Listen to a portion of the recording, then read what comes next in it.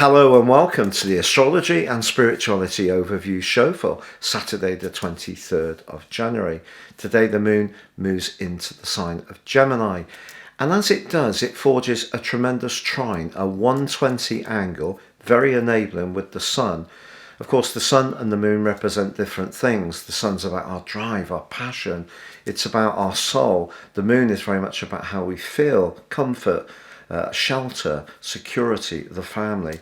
To have these two aligned in air signs gives us the opportunity to articulate any issues around those areas in a very positive way. Also, the moon then moves into a link with Saturn, which is very stable.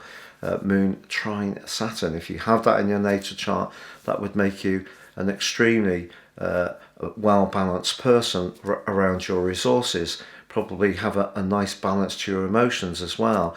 And then the moon's going to be moving towards Jupiter by the end of the day. Not quite making the trine, but edging in that direction, which is quite uplifting. So a lot of air around today, which is rather nice because that gives us the opportunity to think, to communicate, get in contact, exchange ideas, think of new ideas, have a light bulb moment, perhaps from a business viewpoint, be a bit more innovative. The sign of Gemini is very much about communication in a quick and charming and very dazzling and sparky and vivacious way.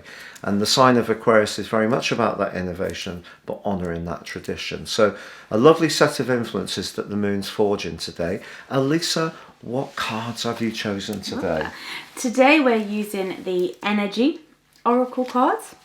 Have we used these before? Yeah, we've used them a few times. They're very different because they don't so much, in my view, have like a theme. So it's not all about one thing. The cards are very different. Okay. So I like using these with people when we do readings as well. I find that they're very good for that. If you'd like to have a reading with Elisa, she does offer 3 time slots. Please see the link beneath this video to check out her testimonials. Thank you so much. So the card that comes up says the Thinking Woman. Oh, that's so amazing. That's so with the astrology, isn't it? Yeah. Because the moon is more feminine, not necessarily based on gender. That feminine energy. Yeah. And it's what you were saying about the air as well. This is quite a Gemini card in a lot of ways. The woman in the card is stood there with a book and she's sort of... she's just thinking. It's a bit like the Hanged Man in Tarot. She's not making any rash decisions. She's not acting on impulse. Must say, if you're new to tarot, that the hanging point is the ankle. So the person suspended from their ankle. Yes, and it's someone who's... You get lots of memes these days. Elisa does brilliant memes where it's, go on, do one. Throw one with your hand. Yeah, these kind of things. I don't even meme how to do this. Sorry. So that is an opportunity to go, what's going on? I'm pondering, I'm musing. Yeah, because you're right in explaining that, because when we hear the Hanged Man, it's like, oh, well, that doesn't sound a bit sinister, nice, does it? Yeah. But he's just chilling from a tree. He has his arms crossed. Like you said, he's hung by the ankle. I'm not sure why that's the most comfortable position, but he seems to be enjoying it. And he's just weighing up his options, or her.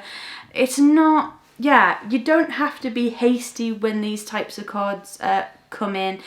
Again, it's not about over-analysing or overthinking. It's just pondering on something today. And I think that could be quite a relaxing thing to do with, the energy has been so heavy. Can I ask this question for everyone? Are you beginning to feel the shift in the energy out there? Because I am. Yeah, I am actually. I hadn't done to begin with, because if we go back a year ago, we had that momentous January, which all built up on to the new moon in the sign of Capricorn, but we had that clustering of energy, that big stellium. We had the full moon in Cancer earlier in the month, so the massive polarities, including the nodes. And this year, the stellium now is in the sign of Aquarius, and I'm actually beginning to vibrationally feel it's different. And yet, I'm sort of pretty earthy about how I do this work. In sidereal astrology, which is where we take into account the precession of the equinoxes, my sun is actually in Capricorn, and it's conjunct my Mercury, which is in Capricorn, in the 3rd house, which is very Gemini-like. So very earthy. So I'm not very sort of new age, as I say to most people, more like old age. But I can actually really feel there's a shift. And of course, out there in the hospitals and that, it's grim. And a lot of people have lost their livelihoods. Awful lot of poverty in Britain, particularly.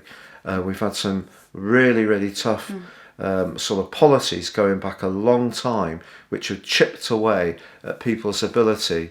Because you were saying when you went to college, there was a benefit which helped Elisa with the travel to college. And it was one of the first things that the party that came after the party that brought that in. So not a party political point, I must say. One of the first things they did was get rid of that. But it meant a lot of people who perhaps weren't from such well-off backgrounds couldn't travel to a place of education. Yeah, without that, I mean, I was like 16 at the time. I had a job as well, but you had to buy like books for your studies and your lunch, your school uniform, because we still wore uniforms in our school. So I couldn't have really afforded to go to sixth form or college. So if you fast forwards, and we're talking about 15, 16 years forwards of great austerity, and more and more people are queuing up at food banks. So I'm not saying it's great out there in terms of the reality. What I'm saying is that I'm feeling a change of atmosphere. And it's almost like I'm drawing something down, I feel, even though I am very down to earth, that there is a shift, a gentling is coming in. You know what it kind of reminds me of? If you walk into an empty building that's just been renovated and you can hear the echo, there's like a clear space. I found this with singing bowls as well. Sometimes when I use a singing bowl in a room, it gives the room that space as well. Now I know you would be more grounded about it, but for me, but it is one thing I'd really like us to get. We don't have one, do we? Don't. And a big we have you singing in the shower. Stick. We have me singing in the shower. If I whistle in the morning, I'll tell you I'm in damn trouble. I'm not down for that. I'm not down for any kind of noise first thing. No, I'm not. Can't be cheerful here first thing, I'll tell you. No cheerfulness, please. I'm grumpy. So what I'm saying is that I feel that, if I'm picking up on this, I just wonder if you are as well. I'm not being prescriptive about it. Please share how you feel. Despite all the loss, despite the illnesses, despite the inhibition on our freedom of movement, despite the conflict in terms of people's political views, despite the change of president, despite the not entirely pleasant things that are going on in some of the more closed societies in the world, China and Russia are two.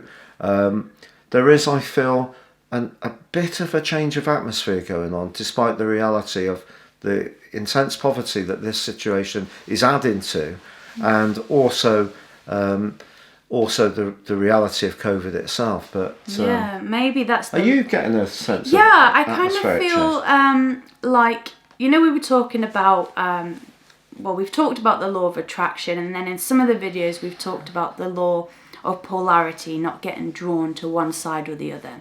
There's also the law of rhythm, and the law of rhythm suggests that when something swings one way, it must always swing back the other. It's a universal law that nothing can just keep getting pulled and pulled and pulled. Like a catapult, it has to go. That's fascinating. So maybe that shift is changing. It might not be as quick as a catapult, but it will change because that is the law of rhythm.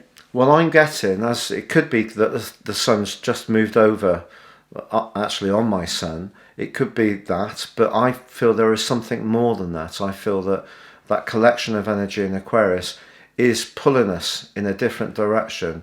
Some people feel that Aquarius energy is all about the future. It's all about being quirky and eccentric. Most people know one Aquarius person that's a bit batty. And most of the people that know that person all know me. But, we've just lived in this very grindingly material state for quite some years. It's been a big pursuit that's gone on for some time, and You know, there's nothing wrong with having money, comfort, warmth, holidays, nice clothes, consuming lovely meals. All I would say is we just need to become more conscious of what impact that consumption has further down the food chain, you know, and literally. So, you know, who's being paid for what for that lovely coffee, or, you know, are those organic vegetables that we're eating that we think are so right on actually flown in from Italy, in our case, which creates air miles and therefore creates pollution. So not actually quite so groovy eating those organic foods. If you get them local produce that's not organic but is looked after properly, and they don't use pesticides but they don't have the organic certificate, that's a nice way to balance your books, get better value for money, but keep it local, which is very Aquarian. So we don't always have to sort of go for the status driven option, and I just think there's something shifting. I'm really sensing it big time at the moment. Shared that. So thank you so much for joining us, and we hope you have a lovely Saturday. And if you'd like to check out your free daily horoscope, please see beneath this video. If you are a patron, we're so grateful for your support, especially in these times when money has become in shorter supply for many. But for now, from the A group, It's goodbye from me. and it's goodbye from us. Goodbye.